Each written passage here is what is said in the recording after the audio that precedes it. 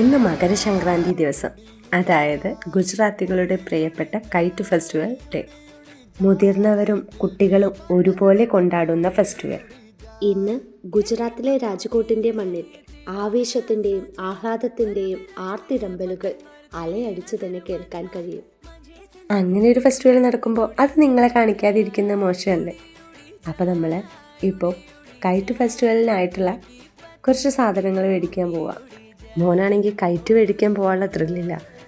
രാവിലെ മുതൽ തുടങ്ങിയിട്ടുണ്ട്, പോവല്ലേ. പക്ഷെ നമ്മൾ കുറച്ച് വെയിലൊക്കെ ഒന്ന് വന്നിട്ട് പോകാമെന്ന് കരുതി.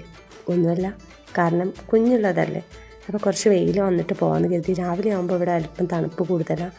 വേറൊരു കാര്യം എന്ന് പറഞ്ഞാൽ ട്രാഫിക്. ഇന്നിവിടെ ഒരു ഇഞ്ച് പോലും കാലെടുക്കാൻ സ്ഥലമില്ലാതെ റോഡിൽ ട്രാഫിക്കായിരിക്കും. അപ്പോൾ ആ കാരണം കൊണ്ട് കുറച്ചൊരല്പം വൈകിട്ട് ഇറങ്ങണം. ഇന്ന് ഒട്ടുമിക്ക ഷോപ്പുകളും അവധിയായിരിക്കും. പൊതു അവധി തന്നെ എന്ന് പറയാം. ഇന്നത്തെ ദിവസം മനസ്സിന് വല്ലാതെയധികം സന്തോഷം തരുന്ന കാഴ്ചകളാണ്. നോക്കി, പല നിറത്തിൽ, പല ഭാവത്തിൽ, പല ആകൃതിയിൽ, എന്തു ഭംഗി! നമ്മൾ വേറെ ഏതോ ഒരു ലോകത്തെത്തിയ പോലെ ചില നേരത്ത് നമുക്ക് തോന്നിപ്പോവും. മാർക്കറ്റിൽ അത്ര വലിയ റഷ് എന്നൊന്നും പറയാനില്ല, നോർമൽ റേഞ്ചിലുള്ള തിരക്കേ ഉള്ളൂ. പക്ഷേ ഗുജറാത്തികൾക്ക് അവരുടെ ഫെസ്റ്റിവലിനോടുള്ള ഒരു സാമീപ്യം അത് നമ്മളെ വളരെയധികം ആശ്ചര്യപ്പെടുത്തും. ഇന്ന് ഒട്ടുമിക്ക ആൺപിള്ളേരും രാവിലെ ഒരു 7:30-7 മണിയാകുമ്പോഴേക്ക് നമ്മുടെ ആകാശിയിലെത്തിയിട്ടുണ്ടായിരിക്കും. ആകാശി എന്ന് പറഞ്ഞാൽ നമ്മുടെ ഭാഷയിൽ പറയുകയാണെങ്കിൽ ടെറസ്, ഇവരതിനെ ആകാശി എന്ന് പറയും.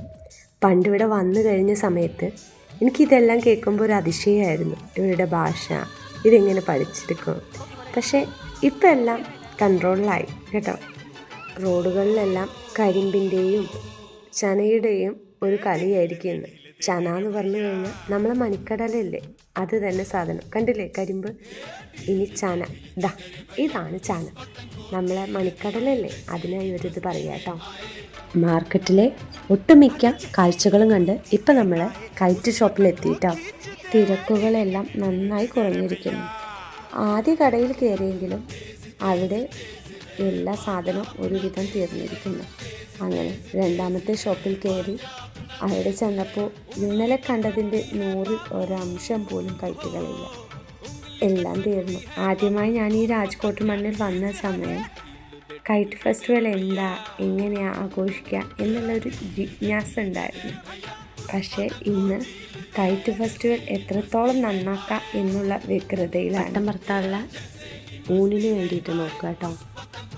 ഈ കാണുന്ന പട്ടത്തിൻ്റെ ഊണിനെല്ലാം 1000 രൂപയാണ് വില വരുന്നത്. 1500-500 കേട്ടോ എല്ലാം. പത്തങ്കിൻ്റെ ഒരു പാക്കറ്റിൽ 5 എണ്ണം വീതം ഉണ്ടാവുക. അവനവന് വേണ്ട പത്തങ്കൊക്കെ കയ്യിലാക്കി വെച്ചിട്ടുണ്ട്. ഇനി നമ്മളിതെല്ലാം ബില്ല് ചെയ്തിട്ട് ഇവിടുന്ന് ഈ കാണുന്ന പി വിസിൽ, തൊപ്പി, ഇതെല്ലാം ഈ കൈറ്റ് ഫെസ്റ്റിവലിൻ്റെ ഭാഗമാണ്. അവന് വേണ്ടതെല്ലാം എടുത്ത് അവൻ്റെ സന്തോഷം നോക്കി എല്ലാം മേടിച്ച് കയ്യിലാക്കിയിട്ടോ. ഇനി നമ്മൾ വീട്ടിലേക്ക് പോവുകയാണ്. ഒത്തിരി നേരം എവിടെ നിൽക്കണില്ല. കൈറ്റ് ഫെസ്റ്റിവലിൻ്റെ ഭാഗമായിട്ട് ഇന്ന് ഒരുവിധ എല്ലാ ബൈക്കിൻ്റെ മുകളിലുമായിട്ട് ഇപ്പം നിങ്ങൾ കാണുന്നില്ലേ, അതുപോലെയുള്ള ഒരു റൗണ്ട് ഷേപ്പ് കമ്പി അവർ കേർവായിട്ട് കെട്ടിയിട്ടുണ്ടായിരിക്കും. വേറൊന്നുമല്ല, കൈറ്റ് ഫെസ്റ്റിവലിൻ്റെ ഊണ് എന്ന് പറയുന്നത് ഭയങ്കര മൂർച്ചയേറിയതാണ്, ചില്ല് പോലെയുള്ളതായിരിക്കും.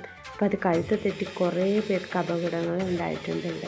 ഇന്ന് ഒട്ടുമിക്ക ബൈക്കിലും ഈ കമ്പി കാണാൻ കഴിയും. ഗുജറാത്തികൾക്ക് ഗോമാതാവ് എന്ന് പറഞ്ഞു കഴിഞ്ഞാൽ അവർക്ക് ഭഗവാന് തുല്യ. ഇവിടെ ഈ സൈഡിലായിട്ട് ഇരിക്കുന്നത് ഇനി റോഡ് സൈഡിലായിട്ട് നിങ്ങൾക്ക് കാണാൻ കഴിയും. അതെല്ലാം ഇന്ന് ഗോമാതാവിന് സംഭാവനയ്ക്കായിട്ട് ഇരിക്കുന്നവരാ. കണ്ടില്ലേ, ഇതെല്ലാം സംഭാവന എഴുതിക്കുക കേട്ടോ. അത് നമുക്ക് സംഭാവനയായിട്ട് പൈസയോ അരിയായിട്ടോ ഗോതമ്പായിട്ടോ എങ്ങനെ വേണമെങ്കിലും കൊടുക്കാം. മാർക്കറ്റ് വീണ്ടും ചെറുതായിട്ട് റഷാവാൻ തുടങ്ങിയിട്ടുണ്ട്. ട്രാഫിക്കെല്ലാം കൂടുതലായിട്ട് വരാൻ തുടങ്ങിയിട്ടുണ്ട്. കണ്ടില്ലേ എന്ത് ഭംഗിയ സൈഡിലുള്ള കാഴ്ചയൊക്കെ. ഈ ഹൈഡ്രജൻ ബലൂൺ കാണാൻ തന്നെ ഒരു ഭംഗിയാട്ടോ. പിന്നെ പറത്താൻ അതിനേക്കാളും വലിയൊരു പ്രത്യേക രസമാണ്. അങ്ങനെ കുഞ്ഞിന് ഒരു പൂക്കിമോനൊക്കെ മേടിച്ച് നമ്മൾ ഇവിടുന്ന് വീട്ടിലേക്ക് പോവാം കേട്ടോ. ഇന്ന് എവിടെ നോക്കിയാലും നിങ്ങൾക്ക് മ്യൂസിക് മാത്രമേ കേൾക്കാൻ പറ്റൂ കേട്ടോ. ഗുജറാത്തികൾ തണുപ്പ് കാലത്ത് അവരുടെ വീടുകളിലെല്ലാം ഉണ്ടായിരിക്കും ഈ സാധനം. അടതിയ, എള്ളുമിഠായി, കടലമിഠായി, ചന എന്ന് പറയുന്നത് നമ്മളെ മണിക്കടല. അതിൻ്റെ ഉള്ളിൽ കണ്ടില്ലേ നിങ്ങൾ, ഇതായിരിക്കും. കഴിക്കാൻ നല്ല ടേസ്റ്റാണ്. ഇത് ബേസൻ്റെ ലഡു, അതായത് നമ്മളെ കടലപ്പൊടിയുടെ ലഡു, പേട. ഇനി ഇതെല്ലാമായി ടെറസിലേക്ക്. കുഞ്ഞുങ്ങൾ അവരുടെ രീതിയിലായിട്ട് കളികളെല്ലാം തുടങ്ങിയിട്ടുണ്ട്. ഇന്ന് മകരസംക്രാന്തിയാണെന്നറിയാം. അതെന്തിനാ ഉത്സവം ആഘോഷിക്കുന്നതെന്ന് ഒട്ടുമിക്ക കുഞ്ഞുങ്ങൾക്കും അറിയില്ല. മകരസംക്രാന്തി കഥകൾ സൂര്യഭഗവാന്റെ യാത്രയെ കേന്ദ്രീകരിച്ചിട്ടുള്ളതാണ്. പുതിയ തുടക്കങ്ങളെ കുറിക്കുന്ന ഒരു ദിവസം. ഉത്തരായന കാലത്ത് മോക്ഷത്തിനായി ഭീഷ്മ പിതാമഹൻ ഈ ദിവസം തിരഞ്ഞെടുത്തു.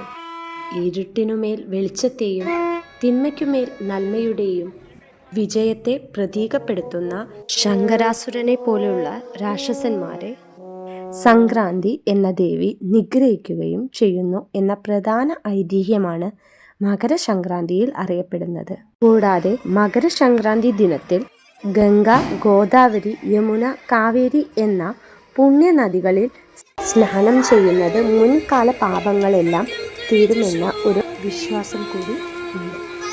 കൂടാതെ ഇന്ന് അയ്യപ്പൻ്റെ അമ്പലത്തിൽ പരിപാടികൾ, കളിയും ചിരിയും ഫോട്ടോ എടുക്കലെല്ലാം കഴിഞ്ഞ് ഞങ്ങൾ അയ്യപ്പൻ്റെ അമ്പലത്തേക്ക് പോകാനുള്ള തയ്യാറെടുപ്പില്ല.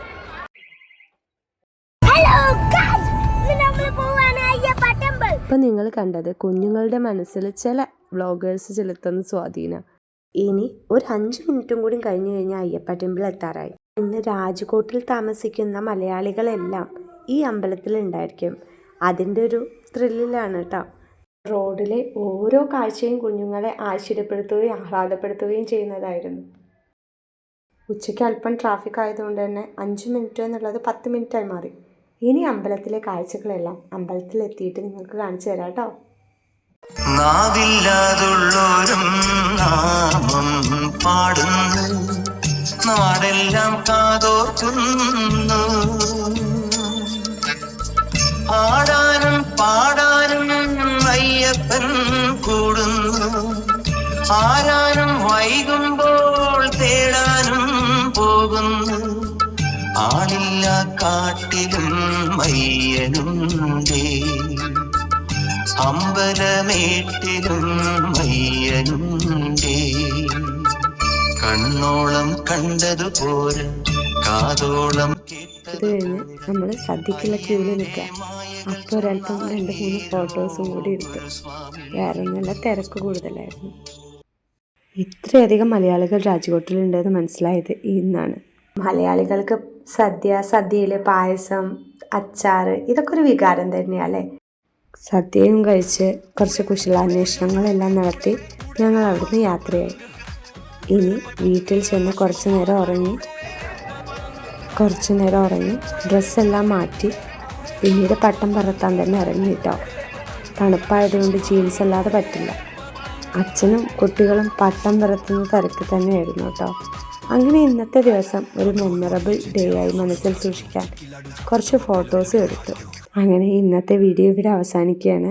ഇഷ്ടപ്പെട്ട ലൈക്കും കമൻറ്റും സബ്സ്ക്രൈബും ചെയ്യാൻ മറക്കല്ലേ. ബായ്.